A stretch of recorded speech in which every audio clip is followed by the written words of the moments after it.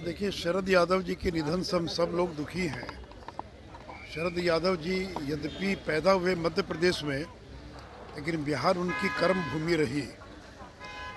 मंडल आंदोलन के प्रणेता भी थे, लेकिन एनडीए को बिहार में खड़ा करने में उनकी बहुत बड़ी भूमिका रही। बिहार में 2005 में जो एनडीए की सरकार बनी, जिसमें भारतीय जनता पार्टी और जनता दल यू शामिल था, उस गठबंधन को बनाने में उनका बहुत बड़ा योगदान था। और मैं व्यक्तिगत तौर पर उनका आभारी ज़िंदगी भर रहा हूँ कि मैं जो डिप्टी सीएम बना, उसको बनवाने में शरद जी की बहुत बड़ी भूमिका रही। और इससे मैंने उनको अपना राजनीतिक अभिभावक शब्द का प्रयोग किया है। वो मेरे राजनीतिक अभिभावक थे। यद्यपि वो दूसरे दल में थे, लेकिन मैं हमेशा उनसे राजनीतिक मुद्दों पर परामर्श करता रहता था और सरकार चलाने में उनका बहुत बड़ा योगदान मुझे मिलता रहा है। ये बात अलग है कि बाद के दिनों के अंदर जनता दल यू से वो अलग हो गए, राष्ट्रीय जनता दल में चले गए, लेकिन उनका जो योगदान रहा है बिहार के विकास में, और ख़ास करके देश के जो दलित पिछड़े अति पिछड़े समाज को आगे बढ़ाने में जो उनका योगदान रहा है, देश कभी उनके इस योगदान को भूलेगा नहीं। बक्सर जा रहे हैं आज, घटना घटी है वहाँ। मैं अभी बक्सर जा रहा हूँ, पूरी घटना की जानकारी प्राप्त करूँगा, लेकिन जो मुख्य बात है मुआवजे को लेकर, तो ये बिहार सरकार को तय करना है, क्योंकि ये प्रोजेक्ट यद्यपि केंद्र सरकार का है, लेकिन भूमि का अधिग्रहण राज्य सरकार करती है, और राज्य सरकार जो भी कहेगी वो देने के लिए केंद्र तैयार है। मेरी सतलज विकास निगम के सीएमडी शर्मा जी से बातचीत हुई। उन्होंने कहा कि भाई बिहार सरकार कहेगी कि जितना इतना मुआवजा देना उतना हम देंगे, हम तो तैयार हैं, लेकिन मुआवजे की दर निर्धारित करना ही बिहार सरकार का काम है। और मैं बिहार सरकार से आग्रह करूंगा कि 2013-14 में जो मुआवजे की दर निर्धारित हुई थी वो बहुत पुरानी दर है, और इसे 2022 के नए दर पर जो एमवीआर होता है, ज़मीन के मूल्य का निर्धारण होता है, नया एमवीआर तैयार किया जाए और वहाँ के किसानों को नए दर पर मुआवजा दिया जाए।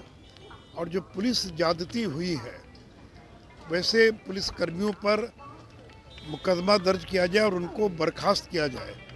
और आश्चर्य की बात है कि एक वहाँ के पुलिस पदाधिकारी जो 8 महीना पहले विरमित किए जा चुके थे, वो वहाँ पर कैसे पदस्थापित थे, और उन्हीं के नेतृत्व में घर में घुसकर जिस प्रकार की गुंडागर्दी की गई है, वो बर्दाश्त करने योग्य नहीं है।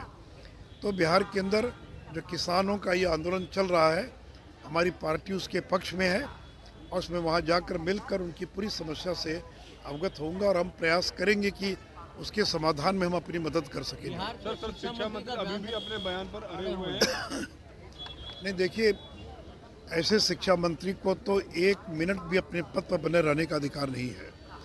और मैं बिहार के नौजवानों से अपील करूंगा कि ऐसे शिक्षा मंत्री को कॉलेज में घुसने न दिया जाए। अगर वो कहीं भी कॉलेज के कार्यक्रम में जाते हैं, उनको काले झंडे दिखाएं, उनको वापस करें, उनको कॉलेज में घुसने नहीं दें। जो रामचरितमानस जैसे महाकाव्य जो भगवान राम के जीवन पर आधारित तुलसीदास जी ने लिखा है, उस रामचरितमानस के बारे में यह कहना कि नफरत पैदा करता है। और कुछ दिन पहले जगता बाबू का बयान आया कि राम जन्मभूमि का जो मंदिर है वो नफरत की ज़मीन पर बन रहा है। तो ये राष्ट्रीय जनता दल के लोग, इनके लिए राम जन्मभूमि का मंदिर नफरत की ज़मीन पर है। रामचरितमानस ये नफरत पैदा करने वाला ग्रंथ है। तो ऐसे व्यक्ति के खिलाफ तो राज्यद्रोह का मुकदमा दर्ज किया जाना चाहिए, जो समाज में विद्वेष पैदा करता है। अगर इन्होंने किसी दूसरे धर्म के खिलाफ इस प्रकार का अगर वाक्य प्रयोग किया होता, तो शायद उनके लिए जिंदा रहना भी मुश्किल होता।